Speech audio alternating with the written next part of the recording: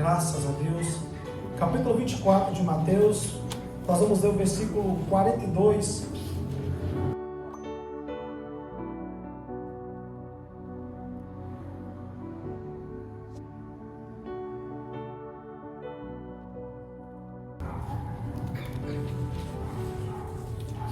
Capítulo 24 do livro de Mateus, vamos ler o versículo 42 até o versículo 44, para a glória do nosso Senhor Jesus o Cristo.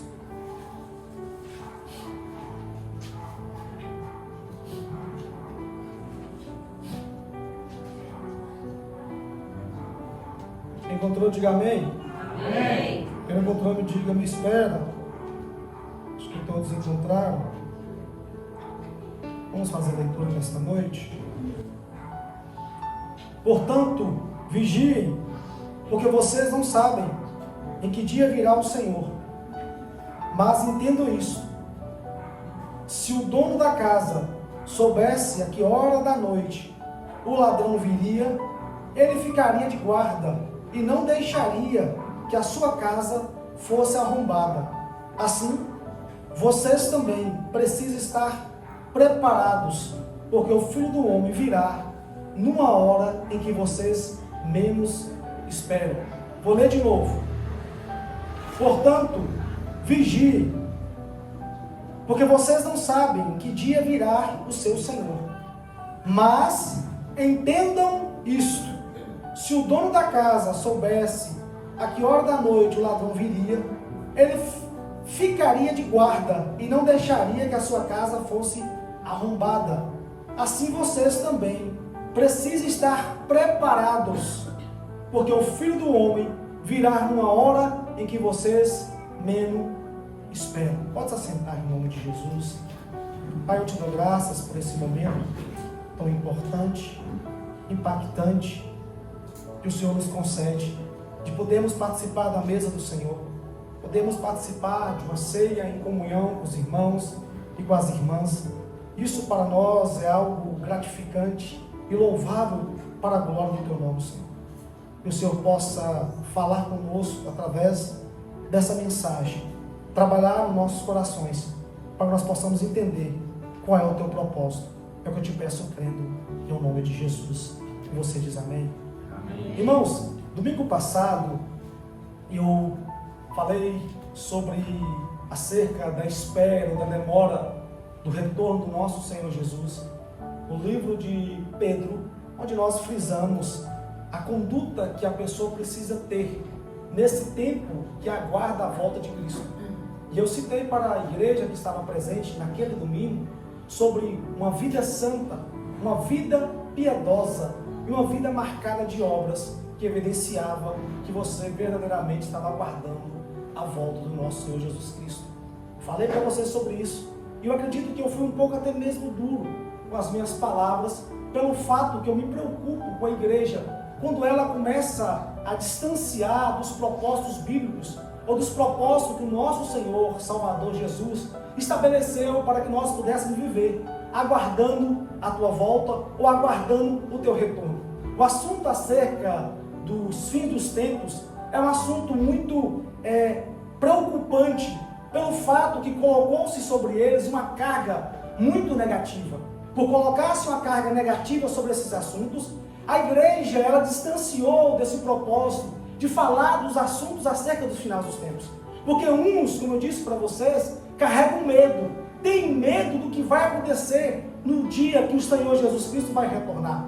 Outros, por ouvir alguém falar e de forma estranha aos nossos ouvidos, resolveram deletar as informações acerca do fim do seu coração e dos seus ouvidos, dizendo: eu não preciso saber sobre acerca do fim, porque isso vai me trazer mais confusão do que entendimento. E eu já até percebi que tem algumas comunidades de fé que elas evitam ao máximo citar assuntos relacionados acerca dos sinais dos tempos, pelo fato que eles dizem que isso, em vez de empolgar a igreja, em vez de fazer as pessoas estar alegres, vai despedir as pessoas no dia de culto tristes e desanimada, porque ninguém quer vir para um culto e ouvir falando para você como que vai acabar todas as coisas, porque o ser humano está tão apegado nessas coisas desta vida, nessas coisas deste mundo, que o assunto relacionado relacionado ao final dos tempos gera neles temor, gera neles tristeza. Eles não querem saber sobre isso. Só que hoje nós pretendemos não falar sobre tudo que o capítulo 24 de Mateus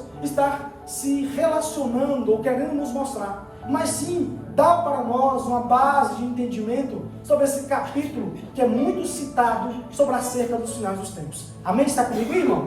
Amém. Capítulo 24 de Mateus já foi pregado aqui na igreja.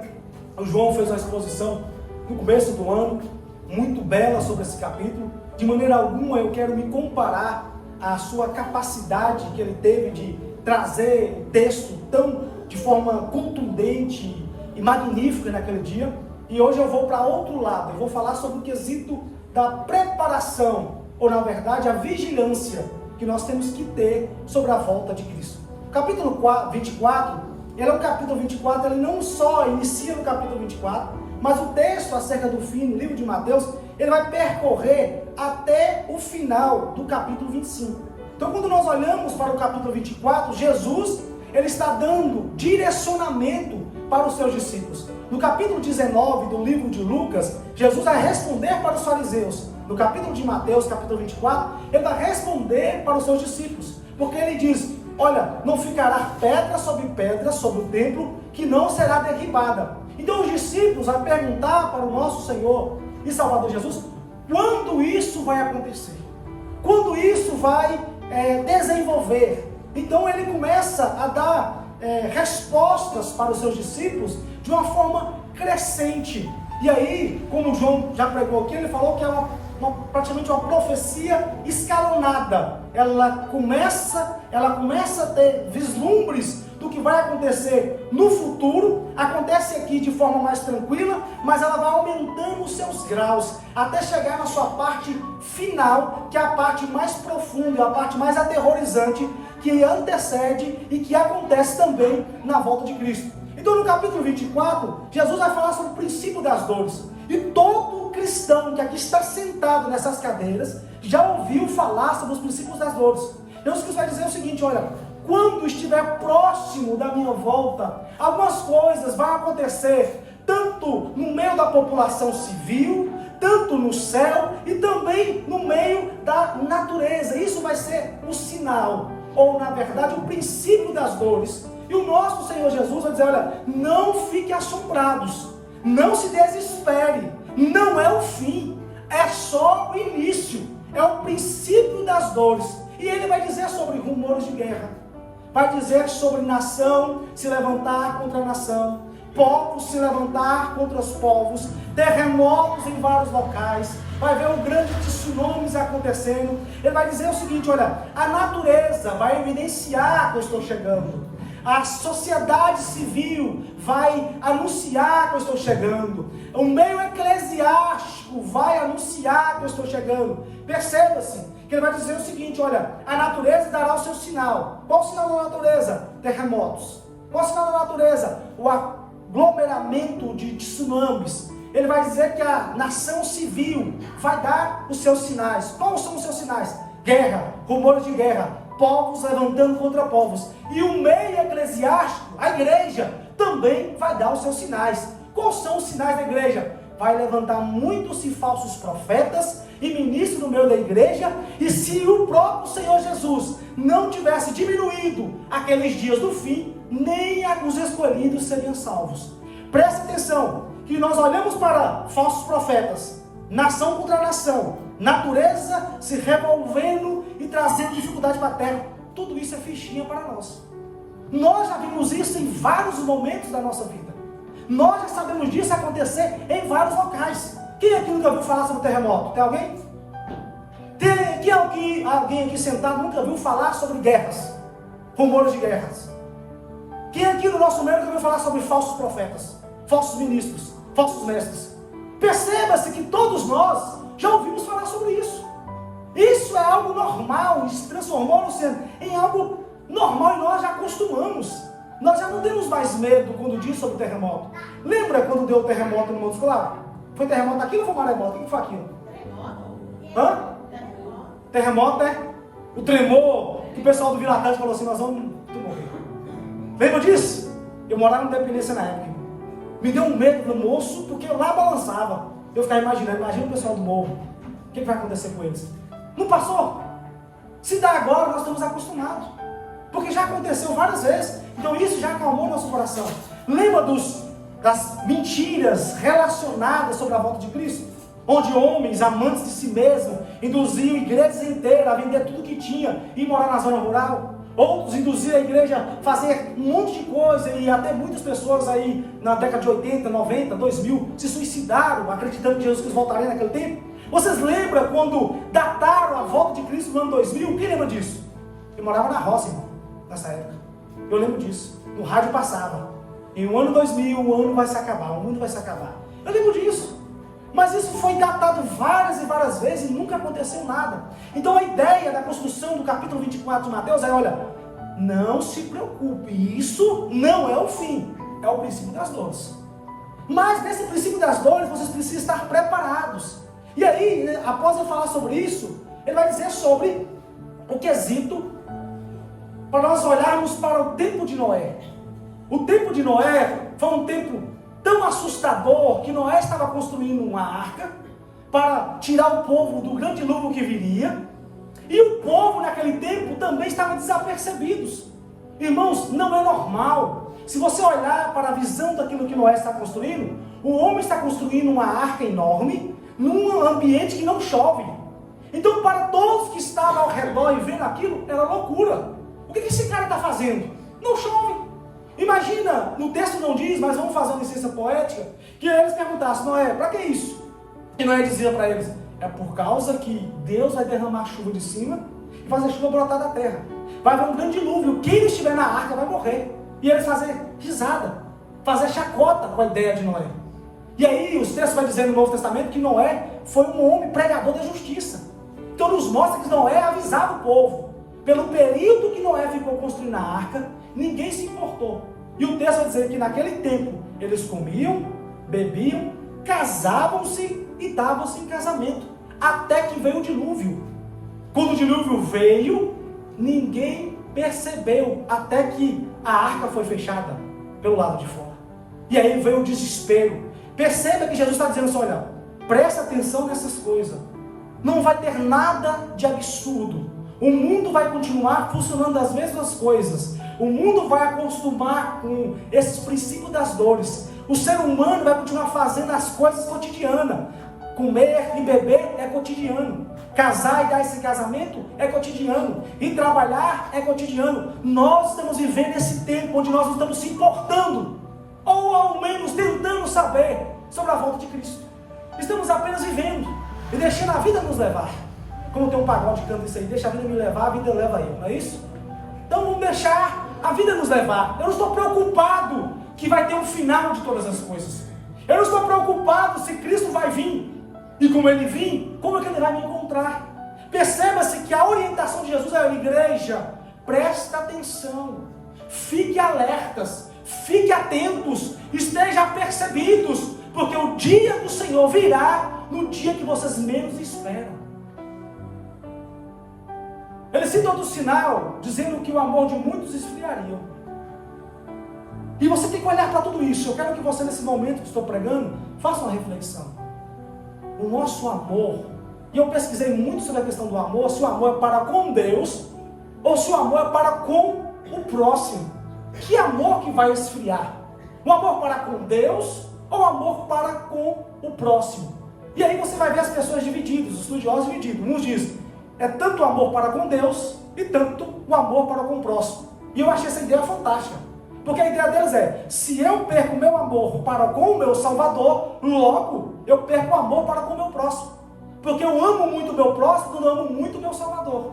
Então a ideia é, por as pessoas desanimarem, pelas as algazarras que está acontecendo, pelas mentiras que estão sendo contadas no meio eclesiástico, pelas fantasias que estão sendo implantadas no meio das igrejas, as pessoas têm perdido o amor com Cristo.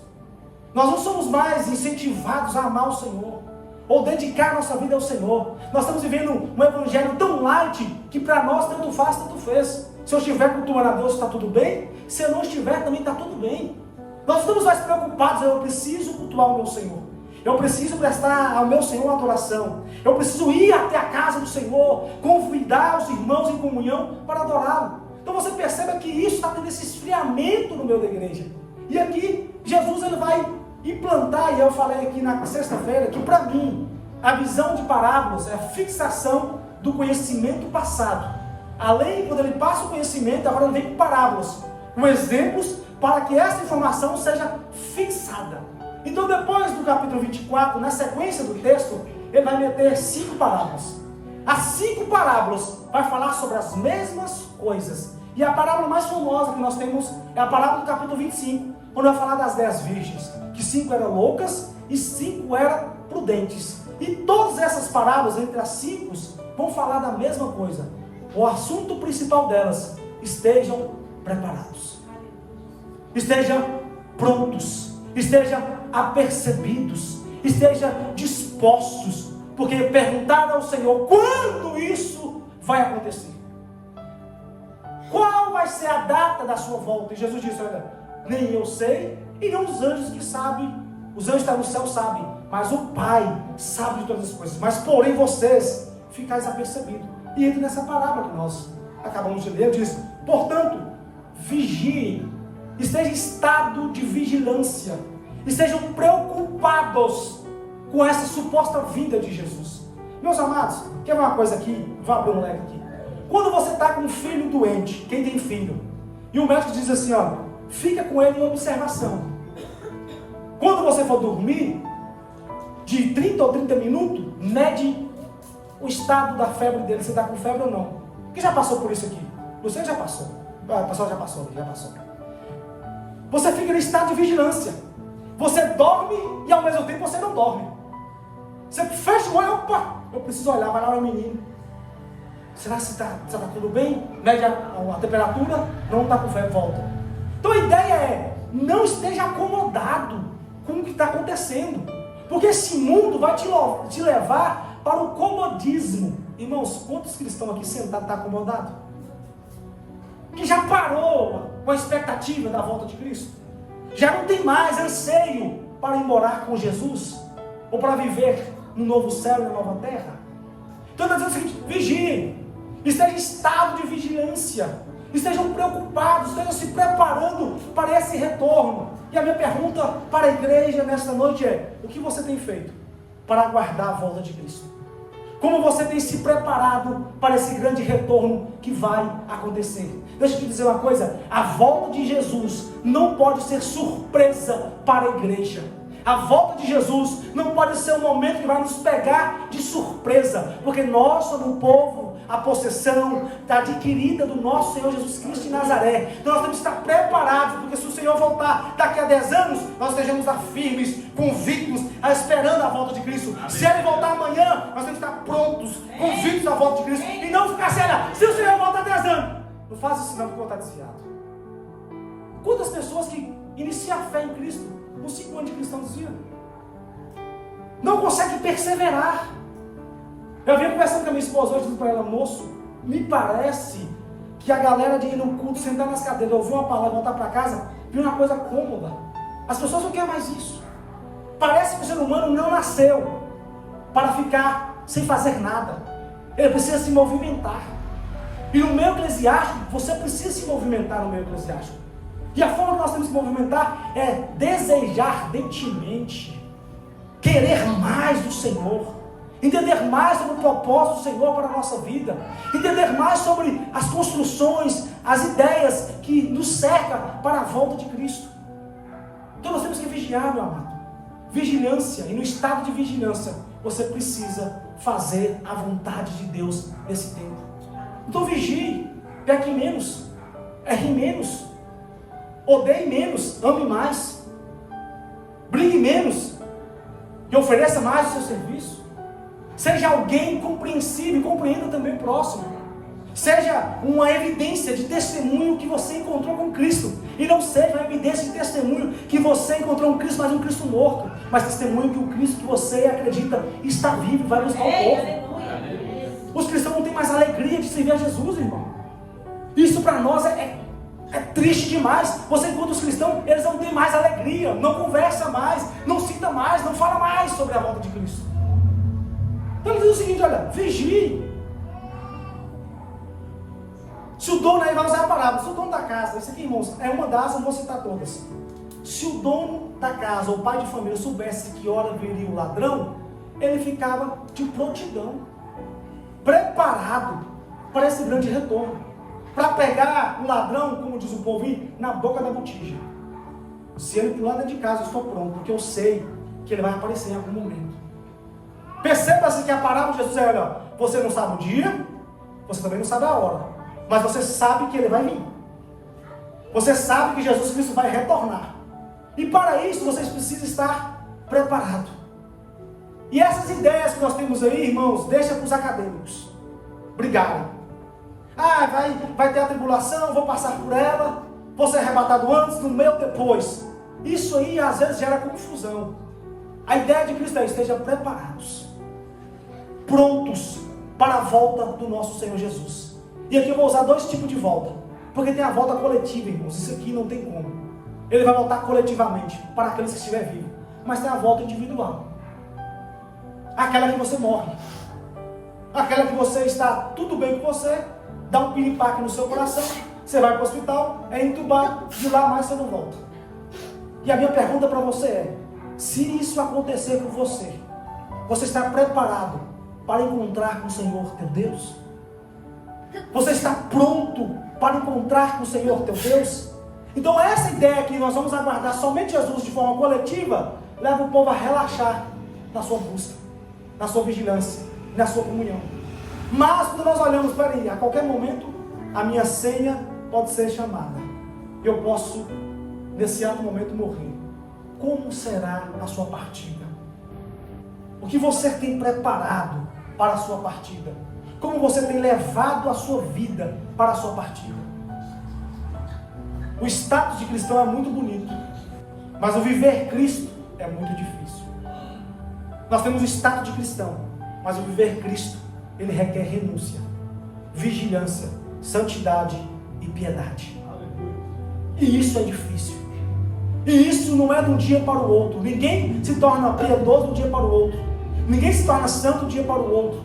Isso é uma caminhada de fé, de constância, de busca, nos levando a nos aproximar daquele que nos fez uma grande promessa.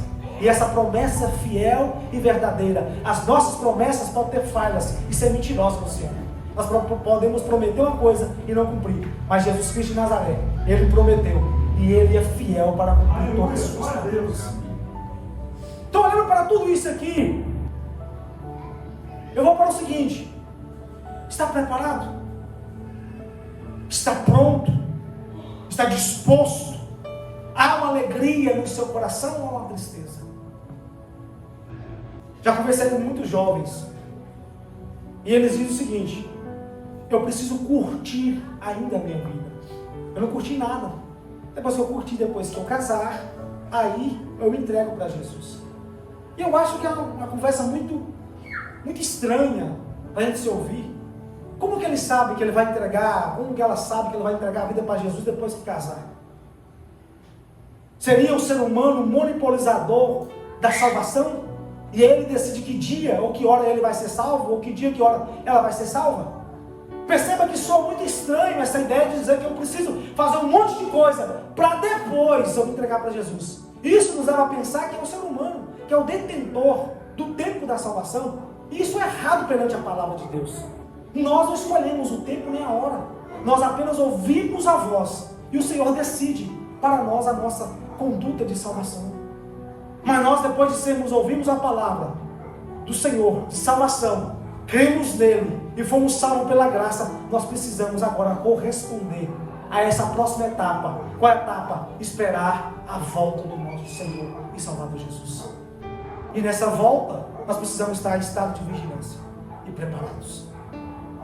E se eu fosse olhar para o estado preparado para que ele falou para os discípulos, nós olhamos para uma coisa muito complicada para nós. Porque ele disse para os discípulos: olha, quando estiver preparado, não tenha um amor para com as pessoas maior do que por mim. Ame mais do que as pessoas. Renuncie às suas próprias vontades Negue a você mesmo todos os dias. E esteja me seguindo todos os dias. O evangelho ainda continua sendo um evangelho de negar as minhas vontades. Por quê? Porque as minhas vontades pode ser que não correspondam às vontades de Deus. E se eu seguir nas minhas vontades, eu posso distanciar das vontades daquele que morreu e ressuscitou para me dar a vida eterna. Segunda coisa, eu tenho que negar e renunciar o meu próprio eu. E aqui que está a coisa difícil para o ser humano. Renunciar a nós mesmos. Renunciar às nossas vontades. Renunciar aos nossos desejos. Renunciar os nossos objetivos, os nossos sonhos, que não concretizam com a vontade de Deus. E a minha pergunta para você é: você tem renunciado o quê para viver uma vida íntegra e reta na presença de Deus? Sabendo que Ele está próximo de voltar. E aí nós podemos usar, cair na mesma linguagem, quando os falsos profetas, ministros, disseram no tempo de Pedro, desde que nós somos pequenos, nós ouvimos falar que Jesus está voltando e nunca voltou. E Pedro vai dizer: isso seria por causa suas, porque Ele é longânimo, querendo que todos se salvem e que ninguém se perca. Então a vontade de Deus é que nós se arrependa, mude de vida e nos prepare para a sua volta. E nessa preparação para a sua volta, nós precisamos também anunciar o ano da volta de Cristo. Não é só me preparar, é anunciar que Ele está vindo. Eu me preparo e falo para o próximo: olha, Jesus está voltando. Você precisa ser uma pessoa que Cristo vai buscar. E aqui, meu irmão, no final dessas todas 5 parábolas, entra a parte mais triste, que para mim é mais triste. No final delas, vai dizer que Jesus virá, estabelecerá o teu trono e separará 2 tipos de pessoas. Ao lado direito Ele colocará algumas pessoas e vão dizer: vinde a mim, benditos do meu Pai, porque está preparado para vós o reino desde antes da fundação do mundo. Ovelhas. Do lado esquerdo colocará outro tipo de pessoa e vai dizer: apartai-vos de mim, porque eu não conheço a vós, vós que praticais a iniquidade. Bodes. Nós temos que olhar para esse texto, para tudo isso que nós temos ouvido. Em qual lugar você vai estar no dia do retorno de Cristo? Do seu lado direito ou do seu lado esquerdo? Do seu lado direito Ele vai dizer: entrai para o gozo eterno. Do seu lado esquerdo vai dizer: apartai para o fogo eterno, onde foi preparado para o diabo e os seus demônios. Lá haverá choro e ranger de dentes. Qual lado você vai querer estar, meu amado? Nós brincamos, rimos, fazemos até mesmo piadas sobre o reino de Deus. Sabe o que eu vi essa semana? Eu vi uma coisa magnífica. O cara fez uma chartezinha, onde chegava num lugar histórico de vender museu. Eu estou com uma mercadoria aqui maravilhosa. Talvez o pessoal do México Instagram viu isso aí.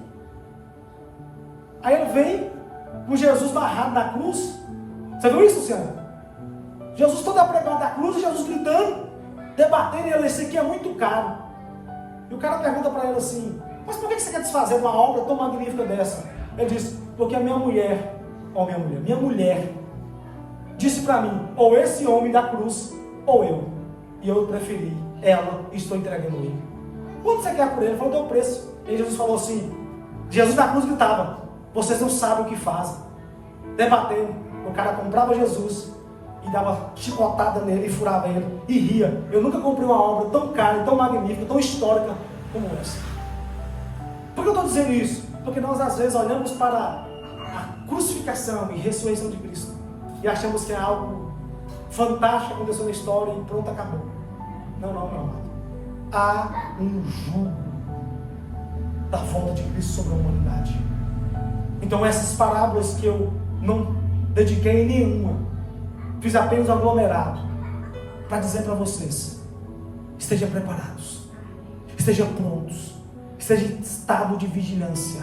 Perseguições vão vir, não retroceda.